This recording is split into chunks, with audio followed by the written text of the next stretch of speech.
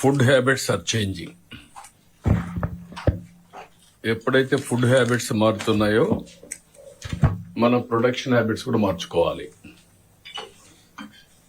ఇక్కడ మీరు చూస్తే న్యూట్రిషియస్ ఎకో ఫ్రెండ్లీ ఫుడ్ కావాలని కోరుకుంటున్నారు. అందుకే మనం లాస్ట్ గవర్నమెంట్ లోని 2016-17 ఆ ప్రాంతంలో నేచురల్ ఫార్మింగ్ వెళ్ళాం. That is the biggest project in the world now.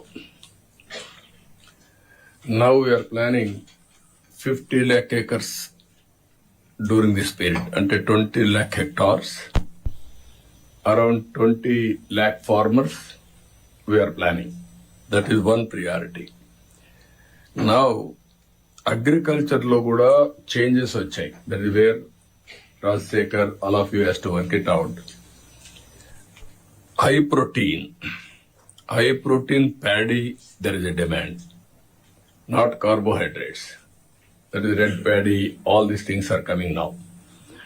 Ragi, jowar, bajra, ఇవన్నీ హై ప్రోటీన్ గాని మనం పోగలిగితే అలాంటివి ఏవైతే ఉన్నాయో దానికి ఎక్కువ డిమాండ్ ఉంది, ప్రొడక్టివిటీ ఉంది.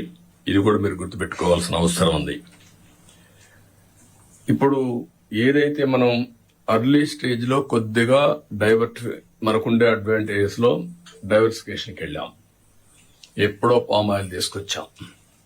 Now we are number 1 in the country palm oil. అక్కడ అండర్ ట్రీస్ కోకోకి వెళ్ళాం. That is also we are number 1. ఇలాంటి అడ్వాంటేజ్ ఉండేది ఇక్కడ. మీరు ఒకసారి చూస్తే క్లియర్ గా హార్టికల్చర్ లో చాలా స్పష్టంగా కొన్ని ప్రోడక్ట్స్ మీకు ఇప్పుడే చూపించాడు. ఆ ప్రోడక్ట్స్ లో mango clusters, banana clusters, dragon fruit. ఇటీవల dragon fruit has become more and more economically viable. దానికి కారణం అందులో స్వీట్ తక్కువ ఉంటుంది. ఇలాంటి chilli fruits, oil palm, cocoa, ఇలాంటి వేరియస్ క్లస్టర్స్ ఉన్నాయి. ఇక్కడ మీరు గుర్తుపెట్టుకోవాల్సింది ఈ క్లస్టర్స్ ని government of India cluster commodity తీసుకున్నారు. PPP model. ప్రైవేట్ పీపుల్ పెట్టి మీరు గాని ఒక మోడల్ తయారు చేస్తే end to end solutions, viability gap funding they are giving. That exercise you have to do now in హార్టికల్చరే కాదు, అగ్రికల్చర్ అన్నిట్లో it will be more viable. Now you have to do that. అదే సమయంలో ఈరోజు ఈ dairy అనేది dairy plus allied, ఇవన్నీ కూడా ఎవరైతే ల్యాండ్లెస్ పూర్ ఉన్నారో వాళ్ళకు అడిషనల్ ఇన్కమ్ క్రియేట్ చేసే అవకాశం ఉంటుంది. V4 ఏదైతే మాట్లాడుతున్నామో, జీరో పావర్టీ ఏదైతే మాట్లాడుతున్నామో, ఎవరికైతే ల్యాండ్ లేదో వాళ్ళు 24 గంటలు డిపెండ్ అయ్యేది ఓన్లీ ఆన్ లేబర్. అలాంటి వాళ్ళకి కానీ ఇవ్వగలిగి ఫాడర్ సెక్యూరిటీ ఇవ్వగలిగితే, మనం అది టైఅప్ చేసి సైలేజ్ ఇవ్వయాం ఒకప్పుడు. అదే మరి గ్రీన్ ఫాడర్ డాక్రా సంఘాల ద్వారా, సెల్ఫ్ హెల్ప్ గ్రూపుల ద్వారా మనం ఇచ్చే అవకాశం ఉంటుంది. దీన్ని మీరు టైఅప్ చేసి ఫాడర్ సెక్యూరిటీ ఫర్ క్యాటిల్ కి ఇవ్వగలిగితే, ఇప్పుడు నరేగా కింద మనం డబ్బులు ఇస్తున్నాం. ఏదైతే ఫామ్ ను కట్టుకోవడానికి కూడా క్యాటిల్ ఫార్మ్స్ కి ఇస్తున్నాం. అది కూడా మీరు ఇచ్చి లోన్ గాని ఇప్పించి ఇవి టైఅప్ చేస్తే they can earn additional income easily. దానివల్ల 2 అడ్వాంటేజెస్. మనం సంక్షేమ కార్యక్రమాలు ఇస్తాం, కానీ వాళ్ళకు కూడా ఒక యాక్టివిటీ కావాలి. ఆ యాక్టివిటీ ఉంటే హెల్త్ కూడా ఇంప్రూవ్ అవుతుంది. అదర్వైజ్ ఇంట్లోనే కూర్చుంటే 60 years, 70 years they can look after 1 or 2 animals. Thereby వాళ్ళకు ఒక అడిషనల్ ఇన్కమ్ జనరేట్ చేసుకునే అవకాశం ఉంటుంది. ఇది కూడా గుర్తుపెట్టుకోవాలి. రెండోది సాయిల్ టెస్టింగ్ కూడా మీరు ఎక్కడికక్కడ ఈ మధ్య సాయిల్ టెస్టింగ్ మర్చిపోయాం, జీరో చేసేశారు. సాయిల్ టెస్టింగ్ మీరు చేయగలిగితే on the base of micro nutrients ఫ్రీగా ఇచ్చాం. మీ బాడీకి కూడా ఏదైనా సాయిల్ అయినా బాడీ అయినా అంతే. బాడీకి ఏం కావాలి? ఒకప్పుడు కార్బోహైడ్రేట్స్ తినేవాళ్ళం, ఫ్యాట్ తినేవాళ్ళం. ఇప్పుడు ఏమైంది? హెల్త్ నాలెడ్జ్ పెరిగే కొందికి కార్బోహైడ్రేట్ తినడం మానేసి ప్రోటీన్ తింటున్నాం. స్వీట్స్ మానేసి మిగిలినట్టు తీసుకుంటున్నాం, షుగర్ వస్తుందని. లేకపోతే ఫ్యాట్ మానేసి హార్ట్ ప్రాబ్లమ్స్ వస్తాయనే ఉద్దేశంతో ఇవన్నీ చేసే పాలసీ వచ్చింది. ఇది డెఫినెట్ గా స్టేట్ సాయిల్ పాలసీ ఏదైతే పవన్ కళ్యాణ్ గారు చెప్పారో, how to make it our lands more fertile. Soil testing compulsory చేద్దాం.